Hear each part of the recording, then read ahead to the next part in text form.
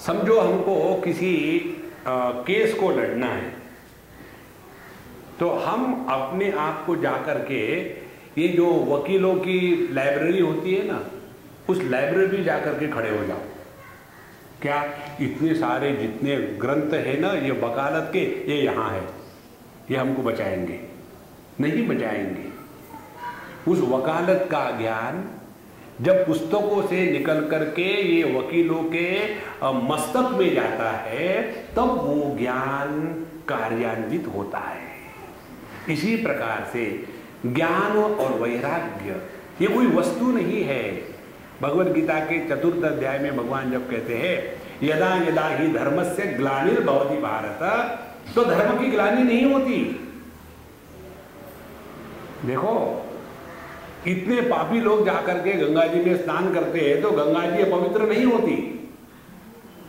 जो अपवित्र होती है वो गंगा जी नहीं हो सकती।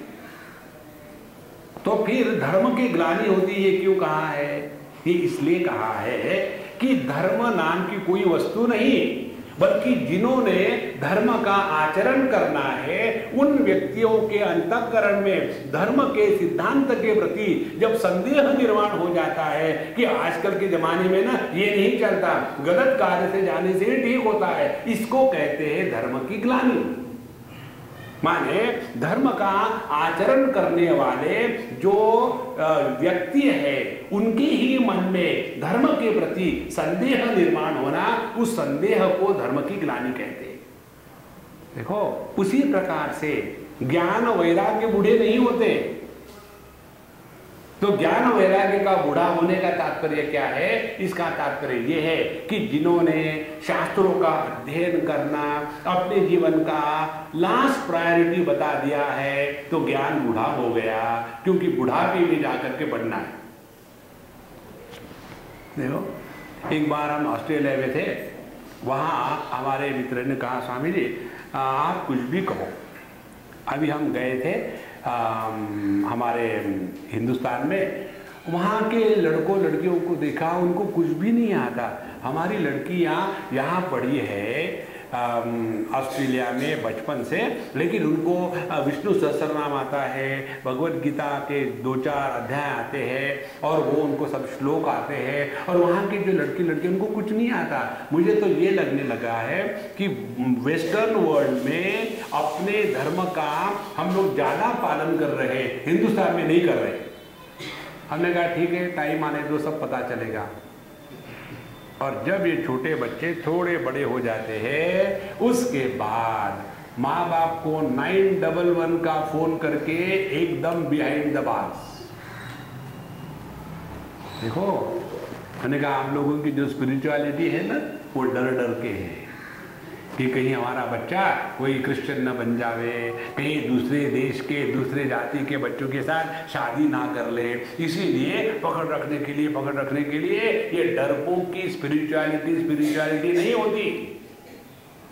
इसीलिए यह ज्ञान वैराग्य का वृद्ध होने का तात्पर्य है जब हमारे जीवन से यह वैराग्य और ज्ञान दोनों निकल जाते हैं। ऐसा ही हुआ। इसलिए तुम्हारे दोनों पुत्र का यहाँ कोई भी ग्राहक नहीं है। अत्र इमो ग्राहका अभावान न जरामपि मुंचतः। इसीलिए ये बूढ़े हो गए हैं। अब जहाँ तक के तुम्हारा सवाल है, तुम इस भक्ति के क्षेत्र में आ गई हो, इसीलिए तुम अब यहाँ जवान सी लग रही हो। अब भक्ति कहते हैं कथम परीक्षिता राज्ञा स्थापितो यशस्वी कली प्रवृत्ति तू कलो सर्वसार कुत्रकतो महान। हे भगवान, परीक्षित राजा ने ये कलियुग को क्यों रहने दिया? इसको उसी समय नष्ट कर देता तो झंझट खत्म हो जाती, ऐसा क्यों किया? तो नारद जी कहते देखो ये तो बात ठीक है, कलियुग में अनेक दोष है, इसमें कोई डाउट नहीं है, वो अनेक दोष है। फिर भी कहते हैं यत् फलम नापि तपसा न योगे न समाधिना तत्फलम लभते सम्यक कलौ केशव कीर्तनात्। कलियुग की सुंदरता सहजता ये है कि आप चाहे तप करो, योगा करो, प्राणायाम करो या ना करो, डजंट मैटर।